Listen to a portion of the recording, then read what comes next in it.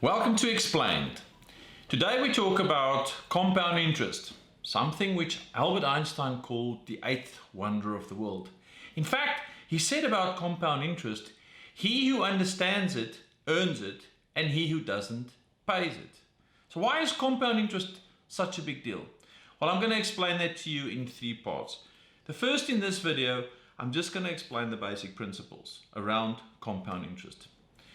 The second video, I'm going to apply some of those principles to show you how you can make compound interest work for you or against you when buying a home. And thirdly, the same principle, together with some smart financial decision making, you can make compound interest work for you or against you if you buy a car. Because those are the big assets that we typically buy. So let's start off with just the basic principles of compound interest. If you were to borrow $100, kwacha, rands, whatever money unit you use, and the interest rate is quoted as 10% per annum, it means that after 12 months, you would have had to pay $10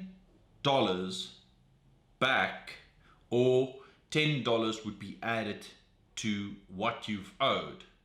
So that after 12 months, you now have $110 to pay back. Okay? That seems easy to understand. But it's not that simple, because normally when an interest rate is quoted as 10% per annum, it means 10% per annum monthly compounded.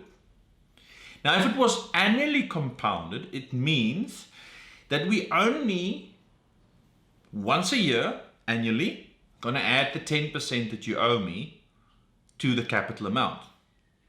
But if it is, like most financial institutions, 10% per annum, monthly compounded, it means something different.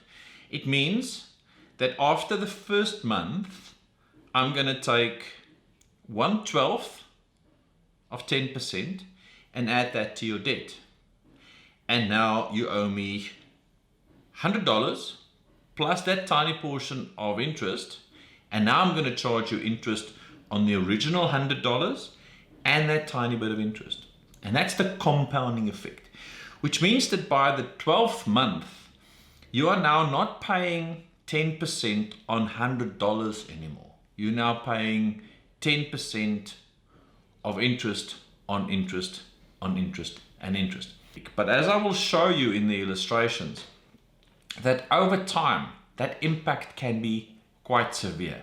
In fact, let's dive straight into those illustrations. So here in this table, I have for you the typical period of a loan, whether it's a business or a financial institution. You typically borrow 5 years, 10 years, 20 years. So here I've taken 120 months. And I've simply said, if we were to borrow at 1% in the first column, the green column, if we were to borrow at 1% at various increments, month 1, month 2, up to month 120, that is typically the amount of interest and what is owed. And you'll see when the interest rate is 1%, it really moves the needle. It's only after about 56 months, is the one line that we've got open there, that you now owe $105, etc. The situation changes a bit if you look at 5% interest. Now at 5% interest, the rate at which the compounding effect accelerates. So if this were to be you that have invested, in other words, your $100 remains there. You're not getting paid back. It's not a scenario like a bank where you're being paid back portions of the capital every month. You've taken $100 and you've put it in the bank at an investment rate of, say, 5%. The same compounding effect is now starting to work for you. Again, what Einstein said, those who understand it earns it. So here at 5%, as the compounding effect grows, at 120 months, you've earned $64, which means you've effectively added 64% of your original investment. But hold on. If you go at the S&P 500 rate, which is generally accepted to be around 10%, if you were to invest at 10%, and if you can find a financial institution, or for that matter, any of the stock exchanges, at month 85, you've already doubled your money.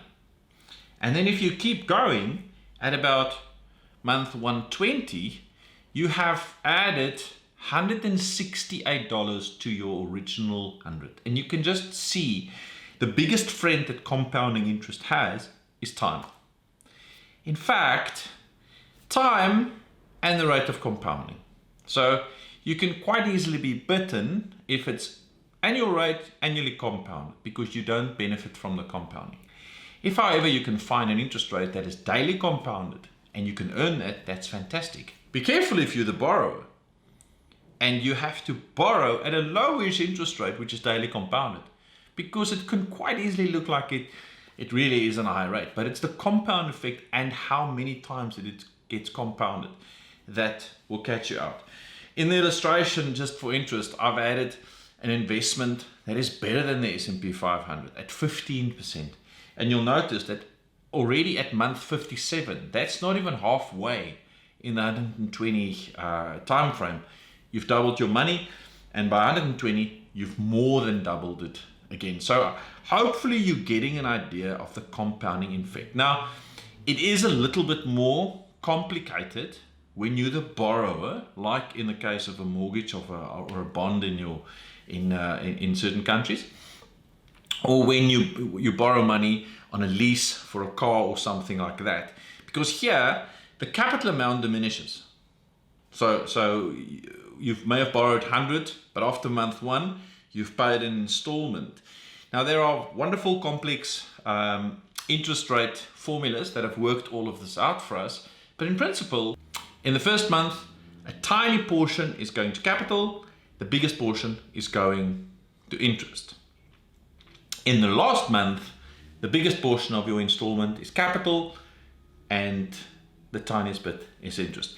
All of that I will explain in video number 2, and then of course again in video 3. So I hope you enjoyed this.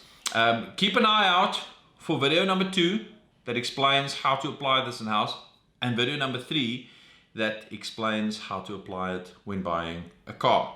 And until next time, I'm Louis van die Kerk, and I like it when things are explained.